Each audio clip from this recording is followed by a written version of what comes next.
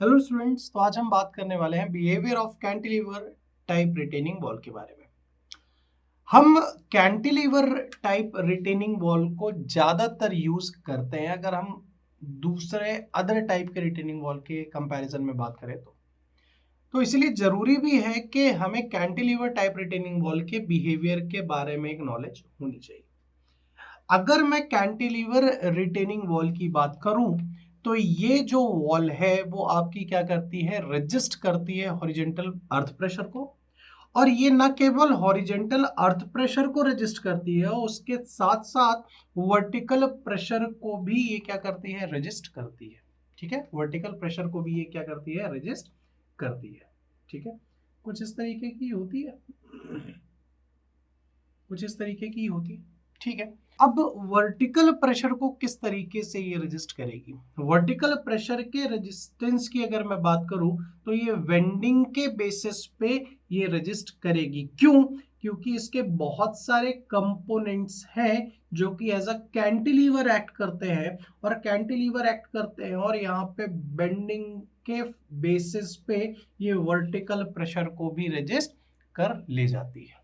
ठीक है, तो ये बहुत इंपॉर्टेंट है। तो जब कभी भी आप कैंटिलीवर रिटेनिंग वॉल की बात करेंगे तो ये हॉरिजेंटल प्रेशर के साथ साथ वर्टिकल प्रेशर्स को by means of bending because of several components are acting as a cantilever ये रेजिस्ट कर सकते हैं। ठीक है, अगर मैं कैंटिलीवर रिटेनिंग वॉल की बात करूं तो ये भी दो टाइप्स में होते हैं। ठीक है, एक तो टी शेप में होता है और दूसरा एल शेप में होता है। अगर मैं common form of cantilever retaining wall की बात करूं तो वो टी शेप्ड होएगा। टी शेप में क्या होगा, यही एक स्टेम होता है, हील होता है और एक टो स्लैब होती है। अब जो भी वेंट्स है, जो भी वेंट्स हैं जो कैंटिलीवर की तरह वो कर रहे हैं वो अबाउट द स्टेम होंगे और at the corner of heel slab होंगे।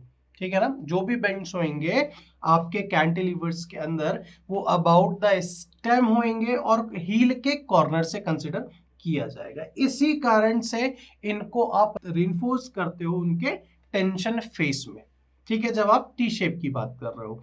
वहीं पे जब आप अनदर फॉर्म ऑफ की बात करते हो तो ये एल शेप्ड होती है, जो कि क्या करती है, रेजिस्ट सॉइल के प्रेशर को बाय बेंडिंग, सॉइल के प्रेशर को बाय बेंडिंग।